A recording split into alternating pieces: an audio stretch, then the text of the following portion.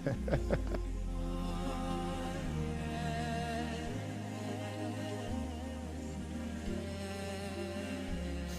alaikum wa rahmatullahi wa barakatuh, and welcome to the live Real Talk. And tonight we will be talking to Dr. Ibrahim Boloshi, the Marshal, the new Marshal Intern, I beg your pardon, who is the CEO of the Wakf Commission. And we're going to be talking much more about that. But before we get into that part of the discussion, first things first. Jamia Mosque is finally opening its doors. On the 18th of August, we are talking about next week on Tuesday, Jamia Mosque will be opening the doors to at least 1,370 congregants at any given time. The mosques are finally opening. This is after the preface lapsing on the 17th of August. You're talking about Monday. So the phase 1 is coming in on Tuesday. And this is as per the regulations by the government, of course, through the National Response Committee on Coronavirus. So Jamia Mosque has prepared adequately. A lot of preparations have taken place as we were praying in our offices and our homes. Let's have a look at what Jamia Mosque has prepared so far. Msikiti wa Jamia Mosque Nairobi unafunguliwa. Kwa usalama wako, tafadhali zingatia hatua hizi. Hakikisha umevaa barakoa au maski kila wakati. Beba mswala wako kutoka nyumbani. Hakikisha umepimwa joto mwili, kisha osha mikono kwa maji au kiyeyuzi kabla kuingia msikitini. Weka nafasi ya mita 1.5 kati yako na mwenzio wakati wa swala. Hakikisha unaswali sehemu iliyotengwa. Vyoo vyote na sehemu ya kutawadha vitafungwa.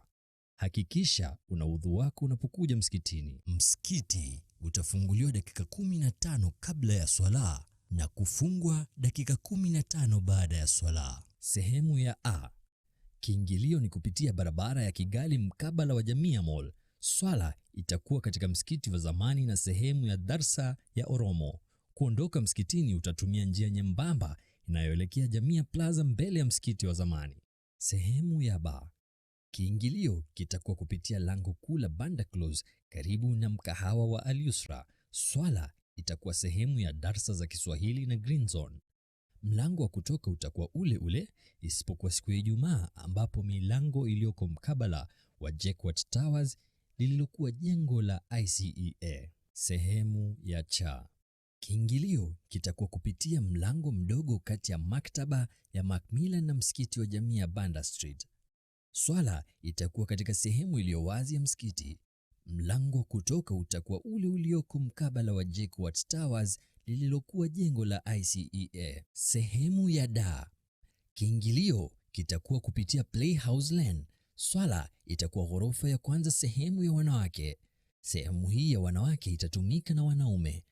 Mlango wa kutoka utakuwa ghorofa ya kwanza, mlango wa sehemu ya wanawake karibu na mlango wa Horizon TV. Jazakumullahu khairan. Shukran kwa kuzingatia sheria.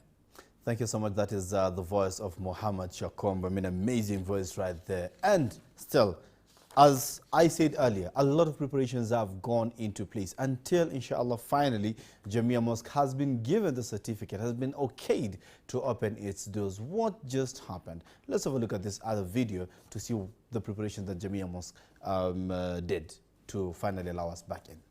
يلومونني في اشتهاء الحياة وأني للذاتها. The Jamia Mosque Committee has, with effect from today, suspended the conduct of all congregational prayers at Jamia Mosque until further notice. صلوا في بيوتكم. ألم تعلموا أنها فكرة على البال جاءت كلمح الدخان وولت وعندي لها كاره فؤادي سيحيا بنعم الجنان. يلومونني في اشتهاء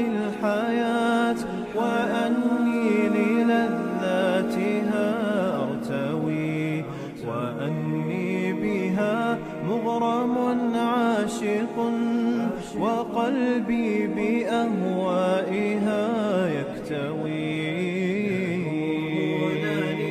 في اشتهاء الحياة وأني للذاتها أرتوي وأني بها مغرم عاشق وقلبي بأهوائها يكتوي يرومونني في اشتهاء الحياة وأني للذاتها أرتوي وأني بها مغرم عاشق وقلبي بأهوائها يكتوي وأني أبيع الفضيلة حينا لأشري بها ساعة أنزوي وأرجو بها حي على الصلاة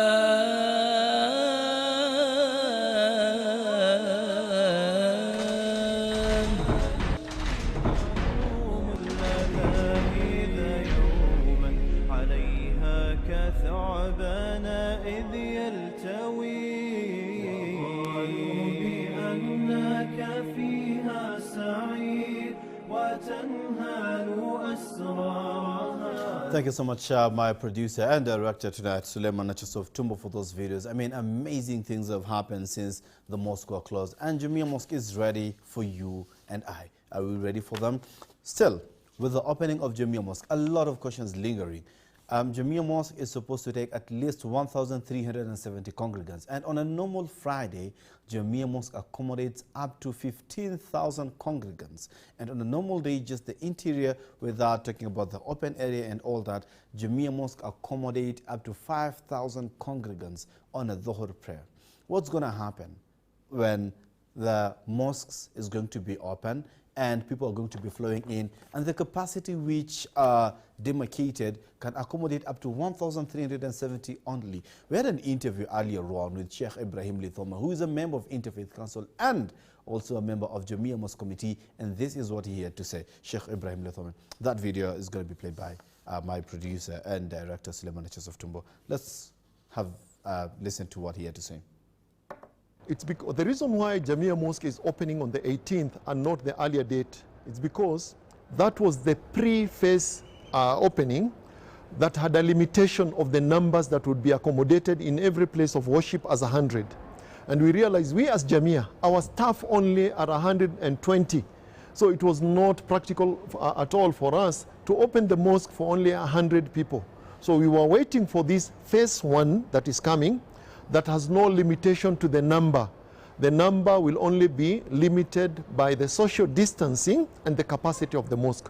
So that is the reason why we did not want to open in that pre-opening phase, which was just a pilot as far as we are concerned. Of course, yeah, that will be very difficult considering that this mosque is in the center, the heart of the city, and there are so many people who are anxiously waiting for us to open the doors. So we expect the first Friday it will be very overwhelming. But what we can do, because we must observe the social distancing, and we are only limited to that number, 1,350, it will be first come, first admitted in. So once we have reached that number, then for the first session of Jum'ah, we are going to tell the people to wait. Then they can come in for the second session. So we are giving an allowance. We are accommodating 2 sessions of Jum'ah, although we'll begin the first Friday with 1 only.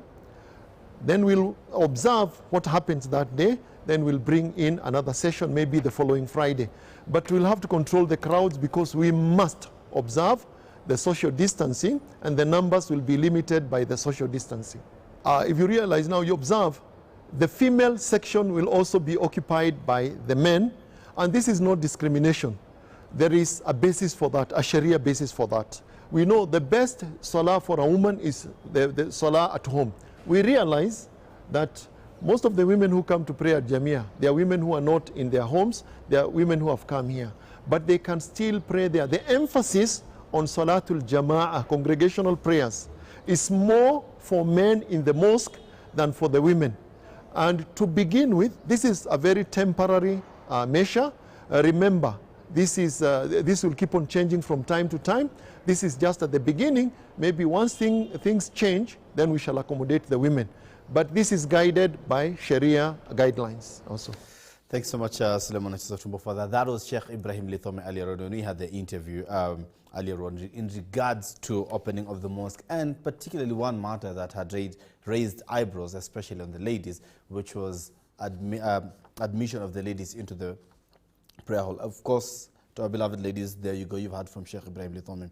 On to other matters. It has been another very busy week in terms of matters leadership and governance in the country, and we start with our county, Nairobi. Talk of the speaker, former speaker Beatrice Elachi's resignation. Former speaker Beatrice Elachi's resignation came 2 days earlier as she cited lots of conflicts. This is after a push and pull between her and the county assembly. Beatrice Elachi resigned, citing lots of conflicts and threats, especially that to her life. But again, one question that still I have not gotten an answer to it, I'm just thinking aloud, maybe you will help me get an answer. She tendered the resignation to His Excellency the President, and she was a county assembly speaker. Is it an appointed position by His Excellency the President? Let's listen to her speech and what she said when she was resigning. It gives me great pleasure to have served as the Speaker of Nairobi County Assembly from September 2017, when we finished the elections, to date. We have seen tremendous change, but also challenges. With the coming in of the Nairobi Metropolitan Services, I believe Nairobi will transform to a better capital city. So, notwithstanding, for the last few days, we have seen lots of conflict and even life-threatening incidents. I humbly tender my resignation, and for continuity of the institution,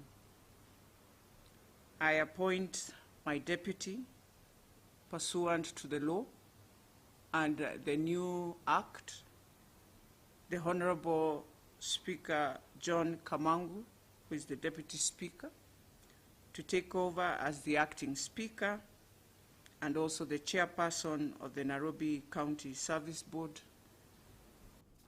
For someone of her level to resign because she's getting threats, to an extent threatening her life, what about you and I as Kenyans? She's a leader and she's getting such threats. What does it tell about the state of security in this country? I mean, let's keep on thinking about that. But as we're thinking about that, let's move on to other discussions. But before that, on Friday the 14th of August 2020, Benson Mutura was confirmed as the new Speaker of the Nairobi County Assembly after a resounding victory of 99 out of 123 votes. Congratulations, Mheshimiwa, and we wish you all the best. Moving on to other matters, lastly, before we get into our conversation, the deep state conversation has started once again. And this time, it has been brought about by the main actors. It started with Honorable Oburu Odinga, who went ahead and claiming that the cards of the system are right now on their favor. Let's watch that clip. We have won elections 3 times. But every time we win the elections, we are robbed of that victory. That victory is known to the whole country, but we never go to State House. Why have we not gone to State House when we have actually won the elections through votes? This is because there is something which we were missing. And that's something which we were missing is called system. Some people are saying system is not important, but system is very important. And now we are with Uhuru Kenyatta, who is holding the system. So if the system plus our votes, which are always more than the others, what else? What else we need? Interesting. Yes, the system debate. And there's still two more clips, two more incidences that happened in regards to the system, among many others that happened. But before that, I'm looking at Dr. Ibrahim Bulushi as well, also laughing. Dr. Ibrahim, what do you take of just a quick one? This is, out of our discussion. The system debate that just started before we go to a break right now. Dr. Ibrahim Bulushi, what do you take out of that conversation? Just a quick one. Yeah. Which system? The one that Dr. Oburu Odinga just spoke about very first. The system is government, because it seems that they have been missing a government support, based on what Dr. Oburu was presenting. Yeah. So that's maybe it could be one of the things the other side have been missing. Yeah, that could be. Thanks so much, Dr. Ibrahim Bulushi. But we are going to go on a very short break. But when we are back, let's watch the two more clips and talk of the bill. Is it a multi-million or it's a billion entity that Dr. Ibrahim Bulushi is sitting on right now? Talking about the Wakf Commission. This and much more after the break. Thank you.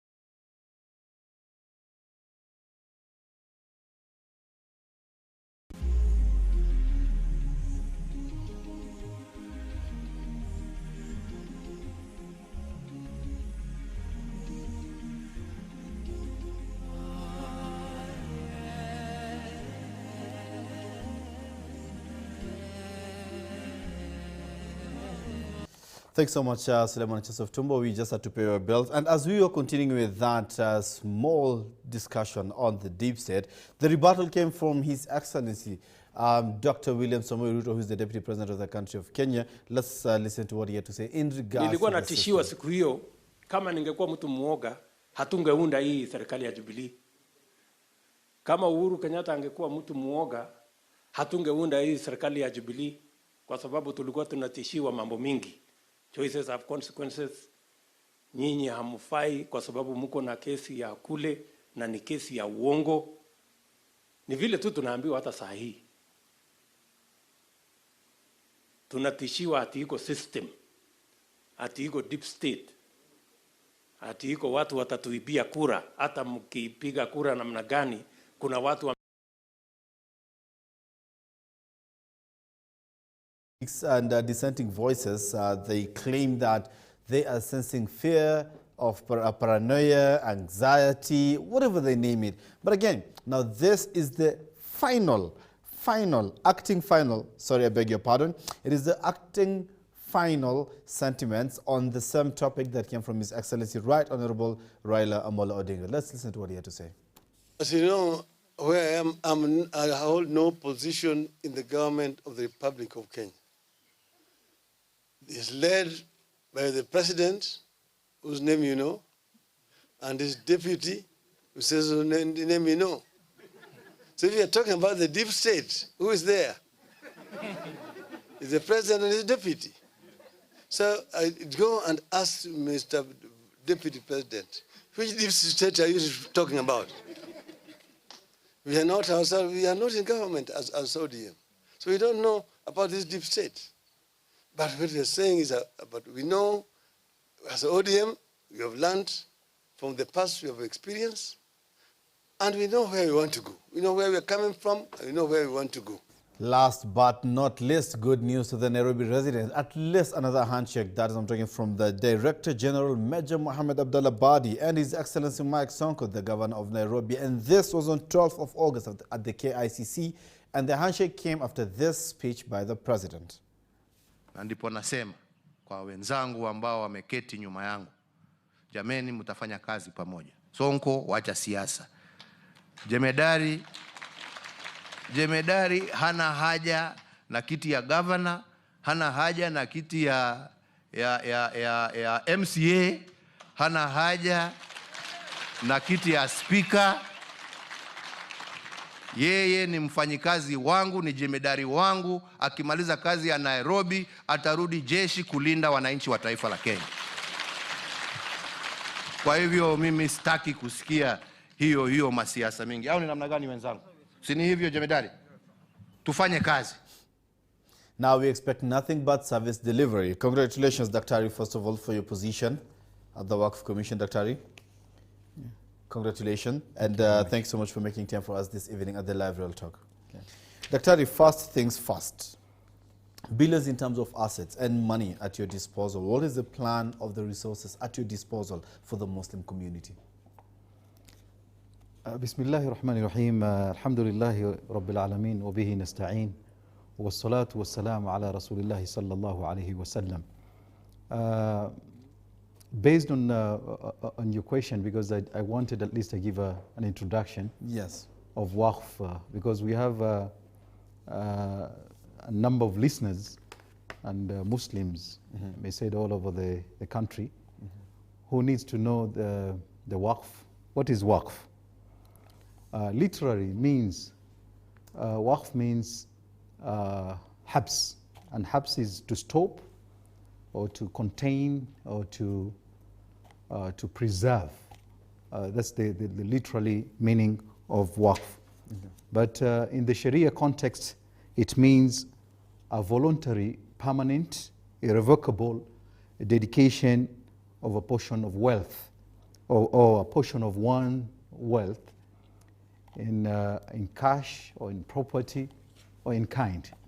So this is the Sharia aspect and the literal meaning, lughatan.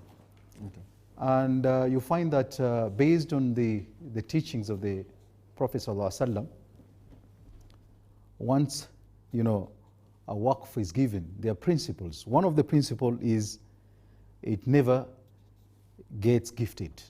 That means that al-waqfu la yuhab wa la yurath wa la yuba'. It cannot also be inherited, the waqf, and it cannot even be sold. So, and we have two kind of waqfs. We have a private waqf, and we have also a public waqf. Yani waqfu al-khairi and waqf ahli, or a waqf dhurriya, even in a family. It can be called a family waqf as well, because it's private, or waqf al-awlad.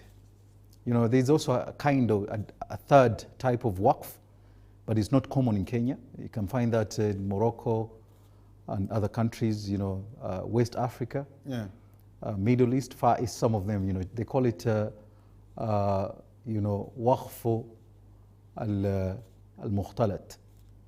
You know, What does that mean? Mukhtalat means it's a mixture, Okay. or it's a combination of a Waqf Khairi and Ahli. Oh, okay. Because when someone says that he gives his property No. as a Waqf Khairi, Yes.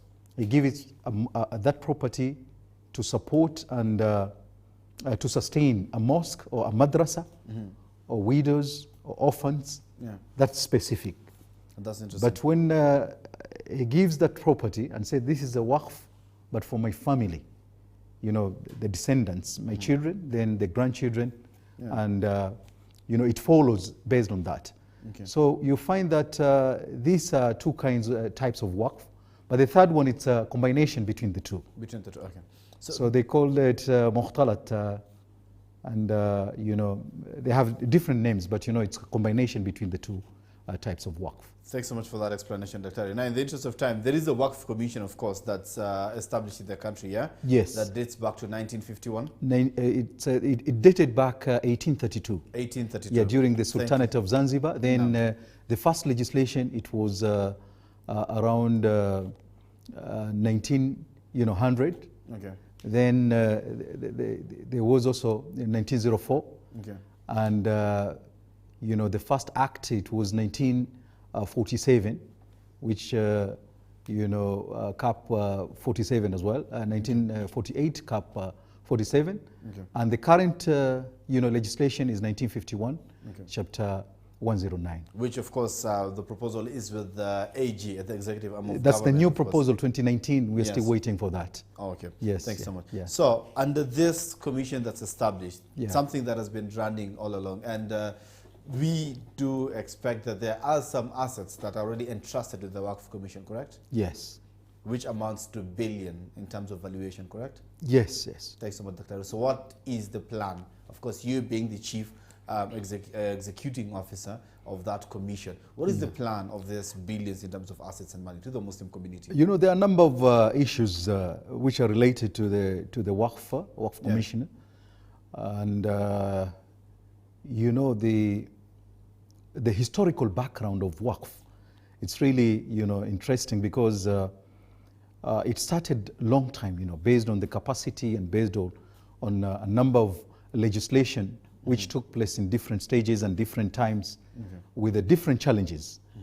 And it came to the realization that there is a need for reforms, there is a need of changes, there is a need of you know, coming up with something which will replace what you know, has happened. And the current legislation is an older, you know, act, which has you know, changed. Even with the Kenyan constitution has changed 2010. Yes. The new constitution. We find that even with the Kenyan Muslims, they are crying, you know, with all assets under the Waqf Commission. You know, there are no any changes, there are no any reforms. So there is a cry for that.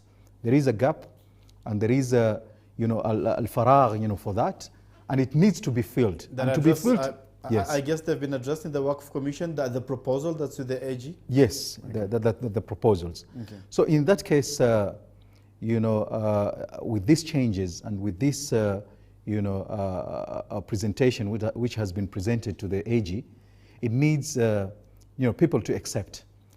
But we have a number of challenges. You know, for instance, it's backdated, you know, almost to 1.5 centuries. These are the things which has happened, you know, all those times. And there are no changes because of the current market. People are still paying, you know, based on the old rates. So with this kind of, you know, socio-economic empowerment which is needed for the Waqf to improve and to be sustainable and also to support the Muslim community, it needed, you know, this new act. Because, you know, as Muslims, you know, I know, you know, with what I'm trying to present is that we have two legislation, we as Muslims. We have the judiciary, you know, which is chapter 10, Qadhi's Court, article 170, and we have the chapter 109, which is an Act 1951. The only two legislations. Okay. The Qadhi's Court, it deals with the social aspects, and it deals with the marriages, inheritance, and social aspects. But with the Wakf, it deals with the socio-economic empowerment. And with this gap, it needed for us to come up with a new reforms and with a new proposal, so that we can we can come up with the solutions which can be helpful to poverty eradication, and even for sustainability in case of education and health, and sustainable development, or tanbiyatu al-mustadama, which is sustainable development. Okay. So in this case, the billions of money, they are assessed based on what we have, based on the properties we have, and based on the buildings we have. But you find that most of the buildings and most of the properties are in bad shape. They're older, buildings, and these buildings, it's very difficult to bring them or to be presented in the current market, unless we do the issues of renovation, okay, the issues of reinvest the properties, or invest what we have into to meet the current standard. Yes. There are two things that I'll pick from that. One is the gap that you said, and the reforms that are so much overdue. Yeah? Yes. And on the 25th of October 2019, we hosted members of the task force that was appointed by the Attorney General, right here on Horizon TV. I'm talking about PS, Professor Hamadi Boga, and Sheikh Ibrahim Lithoman, who served both at the task force as well as commissioners, Yes. They served as commissioners as well at that time. Yeah. Dr.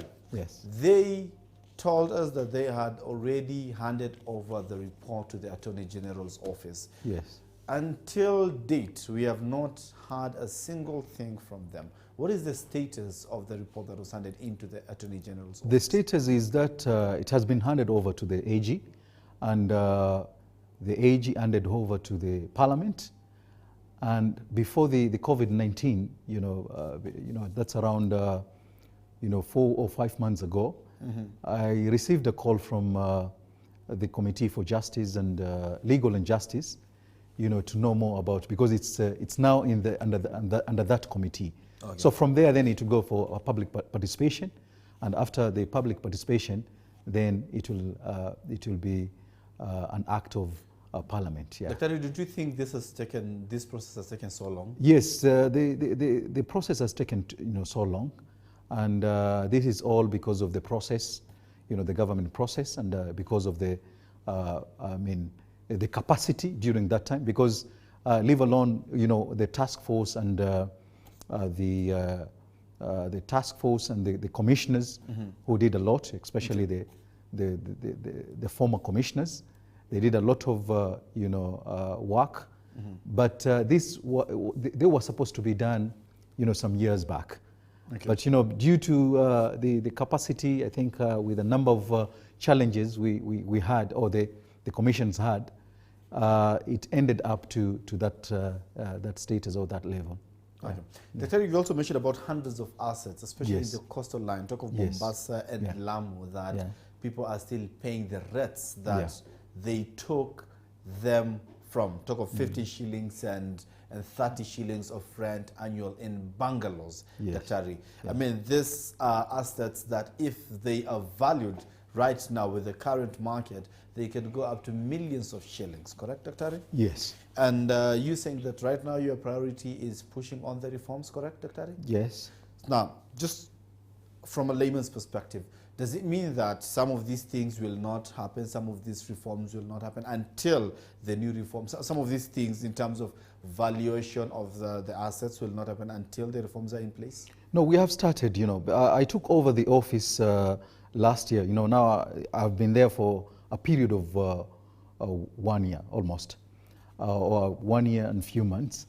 And I came up with structures, and I came up with a plan, because that's why even some of the presentation I wanted to, there were 5 C's strategies, and I came up with a number of, those strategies to see how can I assist. We don't have to wait for the legislation, especially in terms of renovation, in terms of collaboration with other, countries. I managed to visit a number of countries so that we see what they are practicing and benchmarking, as well as seeing an opportunity for them to come up with a financial products such as BOT, build, operate, transfer, and other things.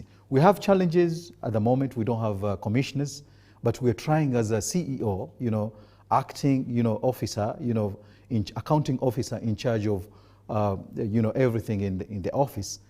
We are trying at least to do the renovation of some of the houses, as well as some of the resolution which were passed on with the former commissioners to build, like a Wakf plaza or Wakf apartments. At the moment, we are working on the Wakf, we're working to, to establish that the apartments, so that, we increase the revenue, proliferation. And the other thing is, with when the act is assented, it means that it will be, most of the leases, because you realize that the challenges we have, we had a number of leases, and they used to lease 99 years. Yeah. And that also is a challenge, because when we visited Morocco, we find that it's between 10 to 30 years. At least we get opportunity and reinvest, or we invest with what we have. Another challenge is related to the Wakf itself, because when you look at the Wakf, for 90%, or I may say 97% of our Wakf is Wakf Khairi, as I said, which is public Wakf. And 3% means only three Wakfs are private Wakfs. So with this 97% of the Wakf, you realize that that's a Wakf Khairi, but specific. It means that the Wakf which has been given is for the certain mosque or certain madrasa, or to support certain issue. So in that case, we as Wakf office, we have the general administration funds, which is based on the Wakf which we are given, we as Wakf, to run it. So you find that most of the money does not belong to us, we as Wakf, because we administer, we act as a protector, and we act as a administration aspect. But most of the Wakf are based on the Wakf Khairi, which is specific to certain mosques and certain madaris. Thanks so much, Dr. Ali, for that amazing answer. I've asked this question before, and allow me to ask it again. Yes. There have been cold feet from some institutions who have been running their assets independently. Some of these assets they purchased, some of these assets they were given, they were handed over as Wakf, and they have been running it independently. We're talking about hundreds of thousands, others are running tens of thousands worth of assets, and they're generating income, and they're running it so well, independently. With the coming in of reforms, should I have any reasons to fear that you'll go after their wealth as the CEO and take those awqaf and run it as with the other awqaf that are under you? There's no fear for that, because when we give a background of awqaf or the Waqf based on the chapter 109 Act 1951, basically the Waqf was based in the coastal area, even based on the Act. And with the new the Act 2019, the proposed one, it will be the whole country, the whole country. So it means that Awqaf, it will be basically 47 counties. But we have one of the article, if I'm not wrong, Article 16 of the Act, Cap 109. It says that all the Waqf has to be registered, within 3 months, after someone has declared that he wants to give his property or his cash money as Wakf. Within 3 months has to be registered. And we as Nazir or as Wakf administrator, we are supposed to be taking 15% of the premium annually. Okay. So with the private Wakf, because there are some of the Wakf which are, khairi, Wakf khairi, or I may say a public Wakf, but managed by individuals or by institutions. There's no problem with that because we'll come into terms, because the main objective is to protect the Wakf and to preserve it. When I say to protect and preserve it, I've come to realize, even me, I didn't know, but after joining the office, I've realized that we have the Wakf deed or the Wakf properties dated 1904. Wow. Wow. And these documents are very old. With what we have, even with the challenges, I know it's an issues of concern about the Casablanca. The issue is 1942, because many people, they'll raise eyebrows and say, you people, we have Wakf which has been given and belongs to some of the donors, but it has been changed to a nightclub. It's issues which are related to capacity and a number of things. But we are trying our level best to see how can we, try to take it over based on the Sharia compliant aspect, and based on the Wakf, cannot be dealt with this kind of, an ethical, aspect of, business. So in this aspect, you find that most of the Awqaf, there are a number of Awqaf which are private Awqaf, which are given as a Waqf Dhurriya or family Waqf. So with this, we cannot even interfere. And there are some of the Awqaf which are khairi, but maintained and contained by individuals. There's no problem with that. At least we need to, the office need to be addressed, and also need to have the what do you call it, the records and register for those, Waqf, because of the element of protection and element of administration. Wow, thank you. Dr. You mentioned something, part of your structure, maybe as you're winding up.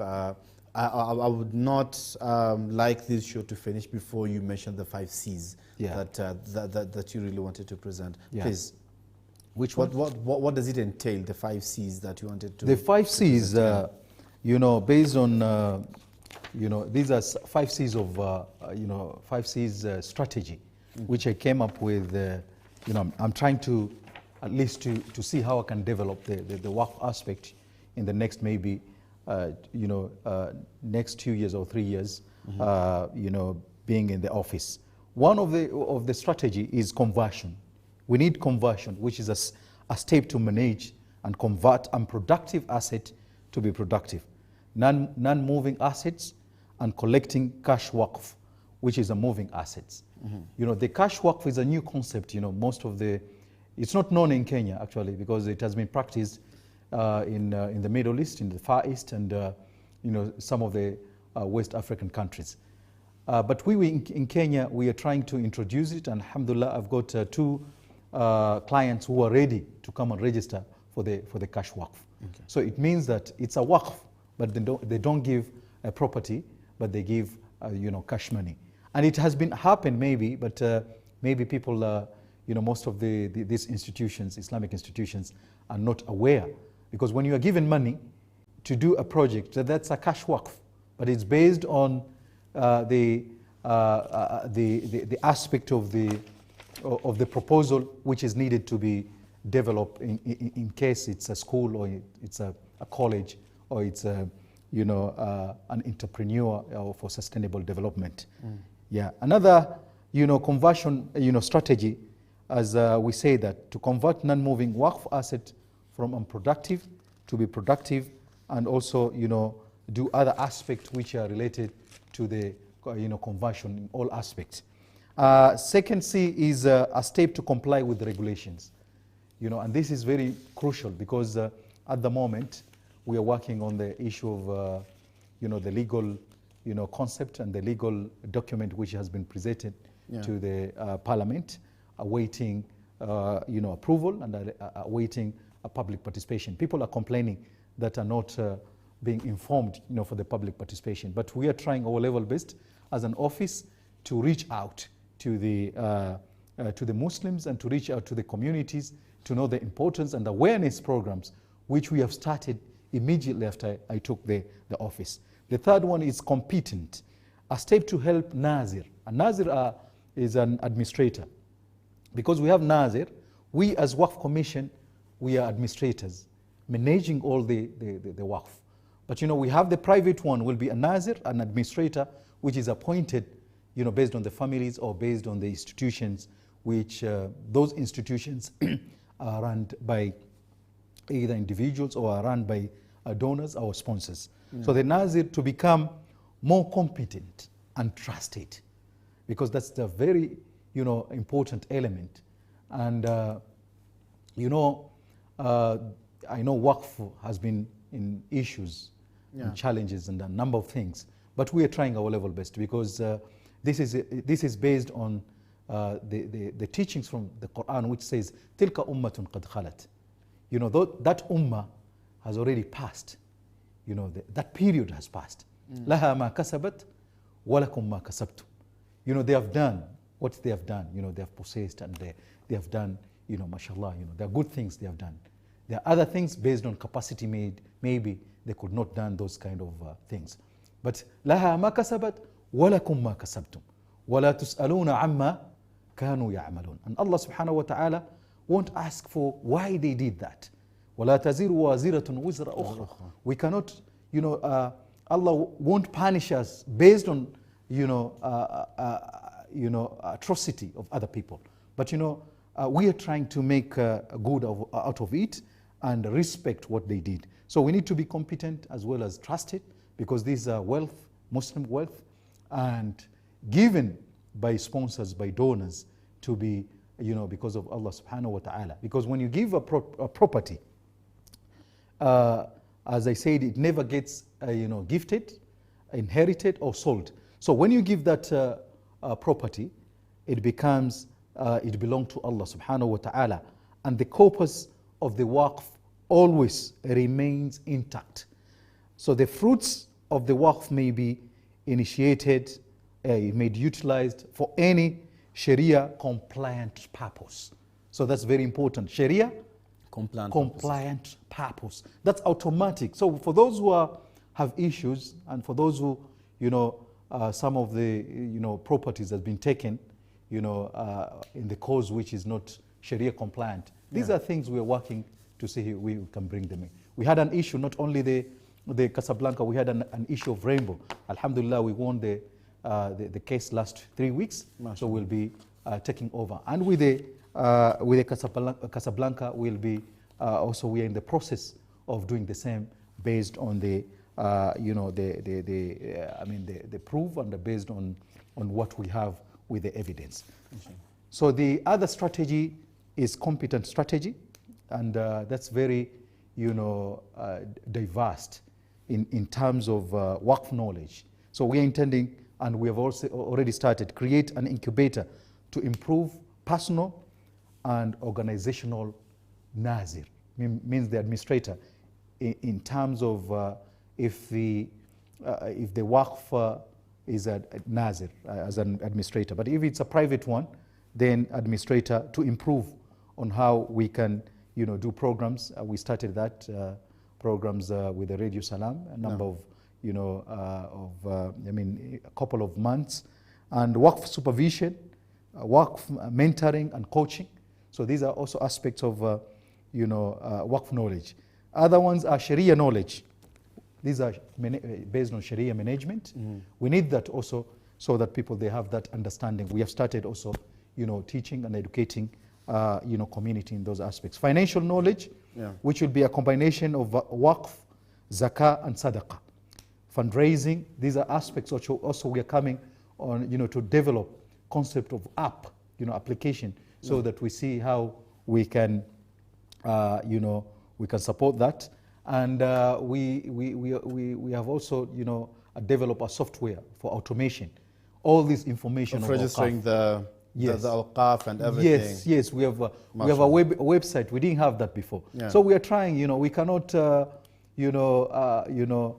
change something which have lost for ages or for centuries. But we're overnight. trying at least to do, to come up with the infrastructure and to come up with bases and to come up with foundation. So we have another things, SME management support. These also are aspects we are developing to see the aspects of how we can, do that. Issues of branding, also these are also aspects of what we are working on. Reporting, and the aspect of reporting is very important to see what we are doing, noting of what we had, and in that case we have come across a number of awqaf which were not registered. Wow. A number of awqaf or properties which were not known for to us. So these are some of the aspects we benefited in those kind of strategies. And the fourth one, or the fourth C, is create. To create is very important. A step to create a supporting ecosystem of Wakf. A Wakf is the person who is a donor, the one who gives Wakf. A Nazir, and the mawquf alayhi, something which the property based on innovation. Very well in Kenya and worldwide, even with the United Nations, the goals for sustainable development, they have this concept of innovation. In Kenya, based on Vision 2030, they have 5 pillars. One of the pillars is innovation. So innovation is very important, at least to innovate a number of things, and that's that's the reason we introduced the cash Wakf, even if it's new, but it's something which we're introducing. The other thing is the products. A number of products. It can be even a banking product. It can be an app, products. It can be a knowledge which will involve youth, women, and other other groups which will be useful to understand and to have that aspect of awqaf. So in case of the create strategy, it means that Wakf entrepreneur to increase collaboration, as we said, to design a number of things which will be related to, for instance, medical, camps and planning and other documents which will be very, important in terms of increasing of collaboration. Ensuring innovation, and that is based on innovation, to take part in Wakf, including implementation of end-to-end Wakf participation, as well as blockchain, Wakf blockchain, technology, which is a backbone of development. Any country cannot go without a technology. That's very important. So as a blockchain will solve Wakf today. That's another aspect which is new. So problem in regards of transparency, traceability. So these are some of the challenges and are some of the things we are facing, we are feeling that people, they are not happy with what we, with the Wakf. But we are trying to be transparent as much as we can. Well, I remember early this year we had the first and since, let me say, since the creation of Wakf, it has never happened in Kenya. We gave scholarships, we gave bursaries around around 3 million. Kenya shillings, and this is it's a game changer of what we are trying to do, and we're expecting even to do a number of things: transparency, traceability, as well as accountability, which is very, very important. The issue of accountability. Collect big data, that's also very important. Big data, Wakf mobility and robo advising, donation, management. These are the things that for a couple of, for a period of time, Wakf has been stagnant. People, they are not contributing. There are no donors. There are no people to sponsor. But we are trying to encourage with the service we're offering, even if it's minimal. But we need collective people to come to us. We need people. We need to involve people. At the moment, we're involving a number of lawyers, around 10 lawyers for pro bono and for a number of things, so that we have this concept of, data, data collection, as well advising, donation management, as we said, the issues of app and a number of things, so that we can be helpful to the community as well as supporting the vulnerable. Another thing is innovation example, a mobile app, you know, as I did mention, you know, at least it would be useful, you know, for that purpose. And it can be a game changer in understanding proper, you know, concepts of Wakf and the way it serve the community and it serve to the mashinani, you know, people. So the last one is the fifth one. The fifth C is campaign. So a step to educate people and increase Wakf literacy. I remember last year we had an international conference in Kuala Lumpur, and the theme of the conference was you know, Wakf, you know, for future generation, millenniums. And one of the thing, you know, one of the resolution, you know, we are crying here in Kenya and or in Africa about the issues of education of Wakf, but even most of the countries which are, you know, vast and they have invested, you know, heavily in Awqaf, they are also crying on the issues of education and awareness. So this is very important step to educate people and to increase Wakf literacy. We have started that. We have started a group, you know, awareness with the shuyukh, with the imams, and with the, you know, different groups of women. And we were heading to the youth, the university students. At least they have that understanding. And the millenniums, so that they could understand in a better way. Interesting, interesting. Of course, the integration of technology there as well, yeah? Yeah. Dr. In the interest of time, I mean, that's amazing stuff. But again, in the interest of time, allow me, because I'm getting a lot of pressure from my director, please allow me just to give you the permission to give you a parting shot tonight, and then we can schedule another time, inshallah, to continue this discussion. Parting shot, Dr. Yeah, but what would be your parting shot, inshallah, this evening? What's your final word to our viewers who are watching and are listening about this work commissions for the first time? My final, you know, word for, you know, for the viewer is to understand the Wakf. You know, based on the legislation, we have Wakf. We as Muslims community in Kenya, we have Wakf and Qadhi's Court. فَخُذْهَا بِقُوَّةٍ. You know, أو فَخُذْ بِهِمَا بِقُوَّةٍ. We need to take these two legislations, you know, in, you know, I said in strength, as Allah subhanahu wa ta'ala said, وَعِدُّ لَهُمْ مَا اسْتَطَعْتُمْ مِنْ قُوَّةٍ. We take, you know, and we have to prepare in the strength, in the power, you know, in education, in knowledge, in seeking proper understanding, in everything, in all aspects of, you know, benefits in this world. So we need to take that opportunity and strength of these two legislation, which is one of them is based on the social aspects, and the other one is based on social economic empowerment for sustainable development, or at-tanmiyatu al-mustadama. Wa jazakallah khair.